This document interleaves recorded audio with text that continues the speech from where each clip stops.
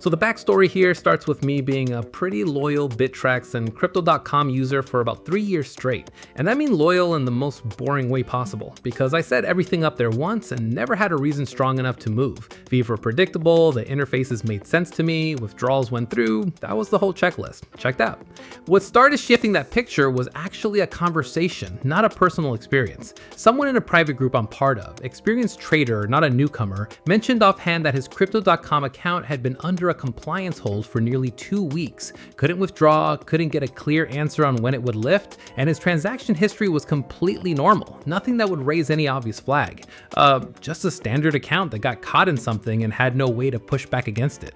And that sat with me, because my first instinct was that wouldn't happen to me, but when I actually thought about why I believe that, I didn't have a good answer. There's no behavior I'm doing that makes me immune to the same thing. The vulnerability isn't in how you use the platform, it's in the fact that you're using it at all. So I did what I usually do when something bothers me technically. I went and looked for more data. Spent a few evenings going through support forums, archived Reddit threads, actual screenshots of conversations people had posted with Exchange customer service, and the volume of similar stories was genuinely surprising. SOL withdrawals locked without warning, accounts in restricted mode with funds sitting completely untouchable, not seized, not returned, just frozen in place.